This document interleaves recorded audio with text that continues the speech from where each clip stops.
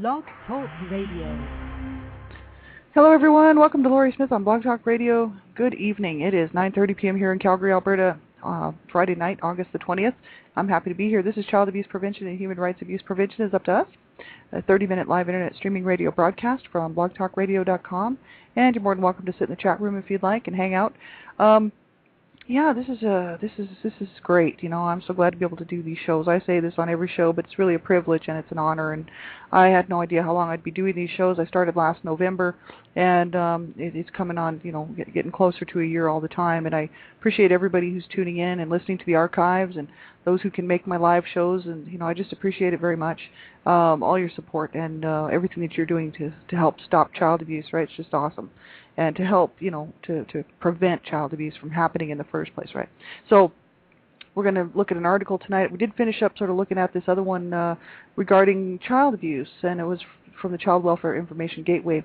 And that we really kind of went over that quite extensively. That was quite a large one, and it was over 114 pages long, that PDF. Well, we pretty much finished that one up, everything that I wanted to look at on there, because the rest was all quite clinical and just, wasn't all that interesting, really. Sort of just stats, and not even so much stats, just information for people that actually work with CPS or DHS. So I wanted to continue on looking at a different article tonight, but from the same group of information, and it's an article about neglect, and I'll give you the link. It's from the Child Welfare Information Gateway. That's www.childwelfare.gov/pubs, PUBS, /user manuals, /neglect, /neglect.pdf. And this is another one from the Child Abuse and Neglect User Manual series. It's called Child Neglect, a Guide for Prevention, Assessment, and Intervention. And this is also put out by the U.S. Department of Health and Human Services, Administration for Children and Families, Administration on Children, Youth, and Families, Children's Bureau, and the Office on Child Abuse and Neglect. So here's another one. It's 112 pages long, this PDF. We're not going to probably go through the whole 112. I just wanted to look at child neglect, right? It's a huge issue. It's actually much more common. It's a bigger portion of the whole issues with child abuse and neglect, right? Neglect is huge, and it's quite often not looked at seriously because, the whole issue surrounding child physical abuse and child sexual abuse, and the fact, that seems to be what most of the focus is on. There's not a whole lot of talk about neglect, and there's not a whole lot of talk about emotional abuse, psychological abuse, and things like this. And these are all just as serious, if not, they're all serious to me in my eyes. In my mind, there's not one any more serious than the other. They're all extremely bad. They all kill children.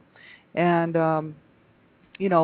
child abuse kills, and if it doesn't kill them physically, it will kill them emotionally and spiritually and every other way. So we have to really look at what this stuff is, and really look to within our own communities, within our own homes, to prevent child abuse, right, and neglect. It's just so important. And I don't usually throw in child abuse and neglect, but I should be, because neglect is a huge issue. And so this article is really another lengthy article, but I just want to take a quick look at it, and maybe for a couple of nights we'll just spend talking about this, and tonight and maybe Monday night, and then we'll see from there. But I just wanted to kind of take a look at what is neglect, what's considered to be neglect, right? And then what's some ways that we can sort of help to prevent neglect, and sort of the issues that surround it. It's just so important. The first 14, 15 pages is just the introduction to this article, so I'm just kind of scrolling down. Definition and scope of neglect is Chapter 2, and I'm just going to read right from this PDF, and you can, just sit back and listen, or you can go right to the website and check it out for yourself. That's what I would suggest doing, and then you can see it for yourself there. Child neglect is the most common type of child maltreatment. Unfortunately, neglect frequently goes unreported and historically has not been acknowledged or publicized as greatly as child abuse. Even professionals often have given less attention to child neglect than to abuse, and one study found that caseworkers indicated that they were least likely to substantiate referrals for neglect. In some respects, it is understandable why violence against children has commanded more attention than neglect. Abuse often leaves visible bruises and scars, whereas the signs of neglect tend to be less visible. However, the effects of neglect can be just as detrimental. See, that's the thing. Neglect is deadly as well, right? That's why it's just as important, and I think that quite often it's just not talked about. I mean, neither is child abuse for that matter, but then when we want to look at neglect, it's even less talked about. So so important that we do talk about it. Children are being neglected in every way, and it's absolutely horrible. It says, in fact, some studies have shown that neglect may be more detrimental to children's early brain development than physical or sexual abuse. And they say, what is neglect? How neglect is defined shapes the response to it. Since the goal of defining neglect is to protect children and to improve their well-being, not to blame the parents or caregivers, definitions help determine if an incident or a pattern of behavior qualifies as neglect, its seriousness or duration, and, most importantly, whether or not the child is safe.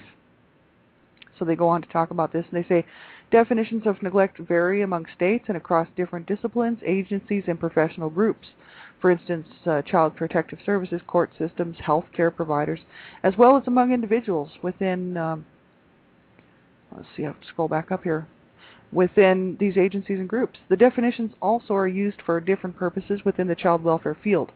For example, a medical doctor may view a parent as neglectful if the parent repeatedly forgets to give his child the prescribed medication. This may or may not legally be considered neglect, however, depending on the stringency of the neglect criteria of many CPS agencies. So, see, it's all relative, and that's what's wrong with abuse, right? It's hard to, what one person thinks is abuse, the other one doesn't, and what another person thinks is abuse, the other one doesn't. And that's why that's why children are continually falling and slipping through the cracks, because there's no set definition to say this is neglect, this is abuse. If this is happening, this is exactly what it is, and it doesn't matter whether you're a doctor, whether you're a CPS worker, whether you're a neighbor just making a phone call because you suspect abuse. Abuse is abuse, and anything that harms a child really is abuse, whether it's neglect and abuse, right? If it harms a child intentionally, it's abuse. And they say, well, maybe the parent forgets to give the child its prescribed medication, this child's prescribed medication, so they forget. Is it neglect? Some people would say yes, and some people would say no. I think it is. And the reason being is that parents have an obligation to their children. Children didn't come into the world to parent the parents. It's like, it's kind of silly to expect a 3-year-old toddler or a 3-year-old to be able to say, Mommy, don't forget to give me my prescription, It's up to the parent to be responsible and do the right thing. And if they can't, then the child should be removed. And that's my feelings on it. And I don't care what anybody says, because I'm a survivor of child abuse, and I know too many people who have been abused. I grew up with people who had been abused, and my whole world was about abuse and my friends, and I've seen too much of it. And I just think that parents, if they can't, parents and caregivers, whoever these people are, if they cannot do the job, they should not be allowed to keep the children in the home until they can prove that they can do the job. And I mean prove it, with people looking in and really watching the situation to make sure that these children are safe, right? And that they're going to be looked after, and that they aren't going to be killed or just die from neglect or whatever, right? It's absolutely ridiculous and horrific what people are doing to their children. Difficulty defining neglect. Defining neglect historically has been difficult to do, leading to inconsistencies in policies, practice, and research. Without a consistent definition of neglect, it is nearly impossible to compare research results, and this inconsistency also leads to variability in the way neglect cases are handled. So it says the debate over a definition of neglect centers on a lack of consensus in answering these questions, and they list these questions here. What are the minimum requirements associated with caring for a child? What action or inaction by a parent or other caregiver constitutes neglectful behavior? Must the parent's or caregiver's action or inaction be intentional? What impact does the action or inaction have on the health, safety, and well-being of the child? And these questions are very simple, and I don't know why it has to be seems so complicated. It's not complicated. It's like, is that child being looked after properly or not? And if not, then the parents either need to get help or the child needs to be removed until the parent can prove that they can properly look after their child. And if the parent is abusive and abusing the child, physically, sexually, emotionally, psychologically, and neglecting that child, then they shouldn't have access to that child ever again, as far as I'm concerned, because abusers choose to abuse. It's something that they choose to do. So what would cause an abuser to decide one day, oh, I guess I'll stop abusing my child, or I guess I'll stop abusing my wife, or an abusive woman might say, oh, I guess I'll stop abusing my husband now. No, they don't, because they don't, unless they get some serious help for their problems, they will continue to abuse because it's their choice. That's what they do. And here's more questions. What constitutes failure or inability to provide adequate food, shelter, protection, or clothing? And also, should failure or inability to protect be included? Well, of course. And is the action or inaction a result of poverty rather than neglect? And now that's a big one, because a lot of times, people have children and they just don't have the finances, the resources, to help that child. But then again, it lies, I believe, and I truly want to say, not because I'm picking on people, but because when two people, come together and they copulate and a child is born, it is the parent's responsibility to take care of that child. And if they can't, then they need to give that child up. Because it makes no difference whether how much they love that child. If that child is starving to death, and if that child's not getting its proper medications, and if the child's just being left to sleep on the ground in a bunch of filth and feces, and drinking out of bottles with rotten milk in it, just because the parents are too ignorant to change the situation. Why should the child have to pay the price for that? So caregivers and parents, I believe, are always responsible, and I think the people we got to stop looking at this as if it's just some sort of as if there were another way to look at it. There's only one way to look at it. Parents are responsible, and if they're not doing the job, then they need to be brought up on charges. And if it's not intentional and they don't mean to, and it's just because they're poor and they don't have any education, then they should have those children removed until they can get some education and figure it out, because no child should suffer. And I mean, bad enough kids are suffering from, cancer and children, diseases, childhood diseases and whatnot. Children suffering from all kinds of disabilities and, things that, that put them behind, and mental disabilities, and as well as physical disabilities and diseases and whatnot. Horrible to see a child suffering with that situation going on. But when it's all due to a lack of the inability of a caregiver or parent to properly raise the child, then there's something got to be done about that. Because every child deserves a chance to grow up in a loving home with adequate food and shelter and adequate resources and adequate medications and adequate this and adequate that, because that's what I do, stand up for child rights. That's what I'm doing, and that's why I'm doing what I'm doing, because children have rights, and if we don't stand up to protect them, then they will lose their rights. It's the same with our own human rights as adults, right? If we don't stand up to protect our rights, we will lose them, guaranteed. And so children have no voice, right? Can't see some 4-year-old saying, I have rights, you got to protect my rights. They have no idea. And so we have to do this for them, right? It's just so important that we become their voice, we become their ears, their eyes, their voice, and we speak for them on their behalf and stand up and make some noise somewhere, right? Because this is not right, what's happening to children out here today. And, this is precisely why I'm doing what I'm doing day after day, because, I can't believe that the world is not standing up in outrage and saying what is going on and why is it going on, and why are parents and caregivers allowed to do this to their children and get away with it, and why are we not stopping this? Why are we not changing this? $104 billion annually, that's the latest stat that I found, that I could find. I'm sure there's other stats out there, but $104 billion was one that I saw, is money being spent in the United States alone every year because of child abuse. $104 billion. So why don't we take the $104 billion, multiply it by 5, so we'll have $500 billion, and let's stop child abuse. Get the programs in place. There's so many people that want to get involved, but they can't, because there's all this red tape and there's all this garbage. It's like, get the people out that don't want to have nothing to do with it, boot them on out, and get the people who really want to have something to do with it and help people out and get some good programs going that are really going to work, And let's change this thing for these children, right? But it is going to take some think tanks, and it's going to take a lot of people and a lot of young thinkers. I truly believe that the old system is not working, as much as, I have total and complete respect for these people. They've been trying to save children's lives for years, and they've run up against a lot of old thinking and old red tape. And we need young people with young minds, new, fresh ideas coming in to say, hey, let's try this, let's try that, because we need to change this thing. And the way it's going now, it's obviously not working. And so that's why I'm a big promoter for changing the status quo. If the status quo is not working, then we have to change it. We have to make it better. So find out what's not working and then don't do it. That's what we have to do. We have to study.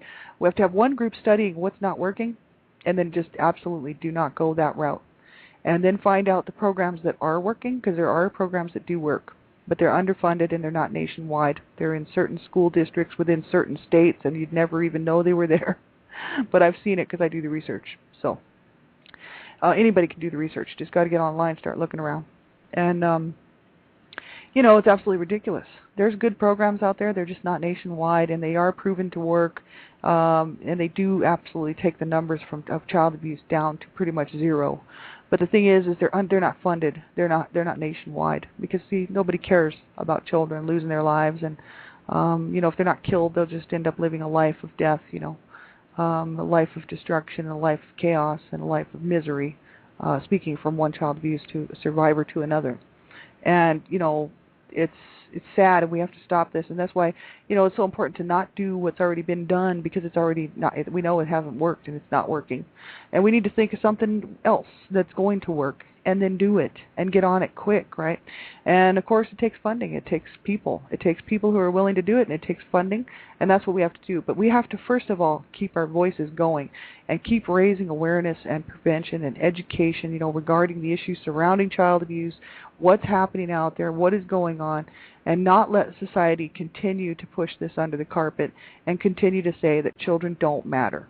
Because when we don't stand up and we don't say, we don't get proactive about this, I'm not saying getting all mad, getting angry, I get angry when I see the headlines and stuff, because I know what these little children are going through.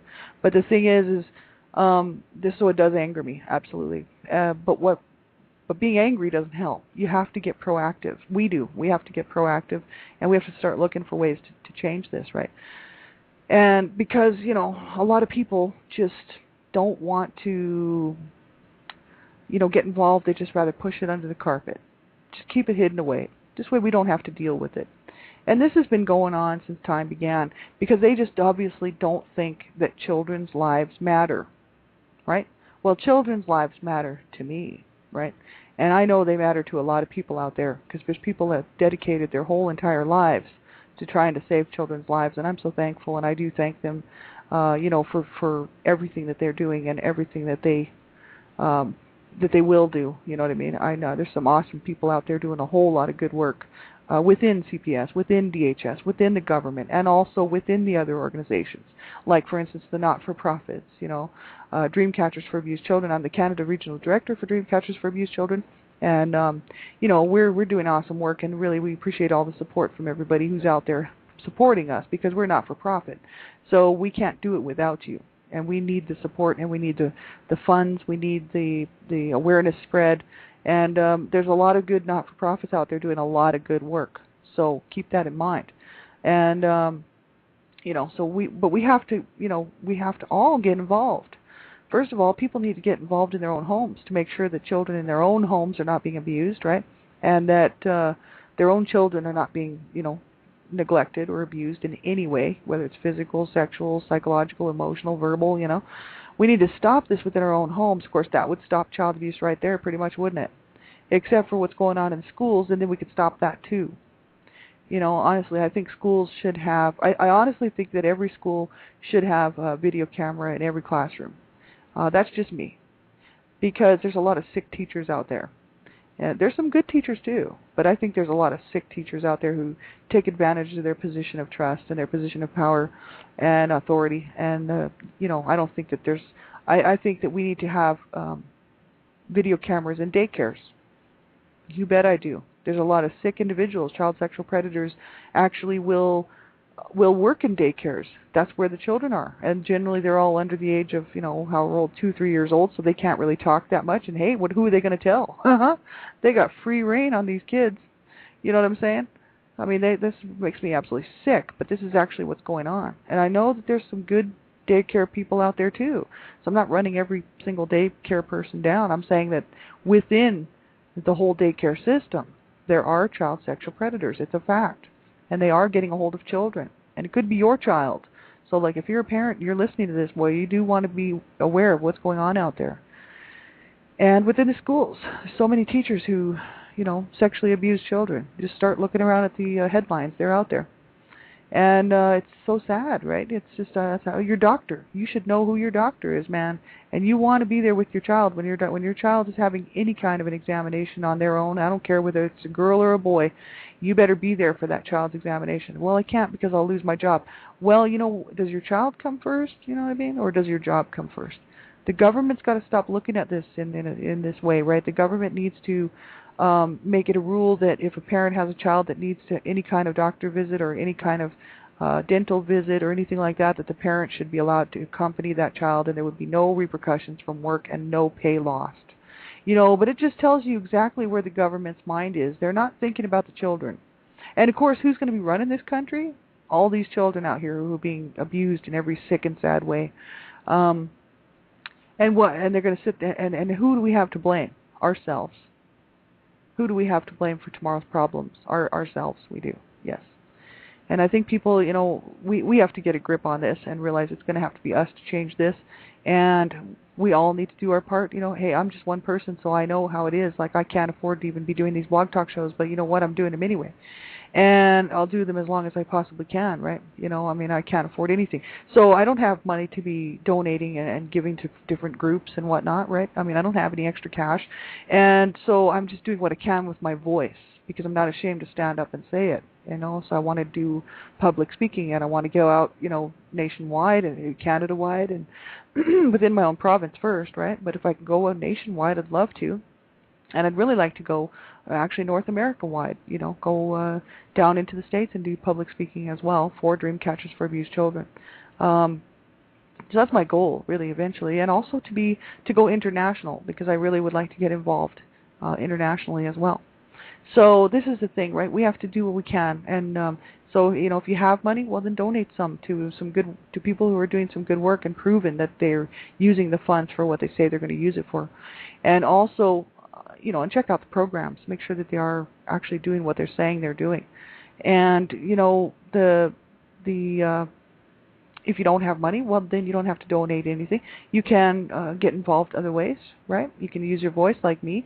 Just spreading awareness and education is really what it's all about, and getting people to realize that they got to pull their heads out of the sand and start paying attention to what's going on in their own homes, in their own schools, in their own daycares, in their own backyards, to help stop child abuse, and really learning the signs and symptoms of child abuse and neglect and all, what they are, and then learning how to report it properly is very important. And I think if everybody did that, we'd be in a lot better shape. A lot of people see stuff, but they don't think anything about it. They see these signs and symptoms and they think, well, I didn't know if there was abuse or not, so I didn't want to phone, and I didn't want to get that family in trouble, and I certainly didn't want to break that family up. Well, CPS and DHS don't remove half of the children that they should. That's why there's all these dead children in these homes. Thing is where they're going to remove them to. There's nowhere to even put these kids, and then they go into these foster care situations, which are worse. But the thing is it's almost better to take a chance at a foster care situation if the child's just going to be murdered in their home anyway, because they might end up with a loving foster care family who actually would really look after them. And so their chances are better outside of the home. You know what I mean? So if you suspect abuse, you have to do it. It's actually against the law to not report child abuse. And if somebody knew that you knew, you would be possibly brought up on charges too for not doing the right thing, which is to make the phone call, because it's the law, right? And also, it should just be in our hearts that we would want to protect children. So if I heard screaming going on next door and I knew there was a small child there or a baby or even a teenager and there was things being broken and people were screaming and the cops were coming all the time, I would be making a phone call. You bet I would be. And I'd be reporting it because, you could save a life. You could save a whole family's life, right? So that's why it's so important that we do know this stuff, right? Well, we have about 6 minutes left. Back to the article here. They do talk about what is neglect, right? Mild neglect. It says usually does not warrant a report to CPS, but might necessitate a community-based intervention. For example, a parent failing to put the child in a car safety seat, this kind of stuff. Moderate neglect occurs when less intrusive measures, such as community interventions, have failed, or some moderate harm to the child has occurred. A child consistently is, this is an example, a child consistently is inappropriately dressed for the weather, such as being in shorts and sandals in the middle of winter. For moderate neglect, CPS may be involved in partnership with community support. Severe neglect, which occurs when severe or long-term harm has been done to the child. For example, a child with asthma who has not received appropriate medications over a long period of time and is frequently admitted to the hospital. In these cases, CPS should be and is usually involved, as is the legal system.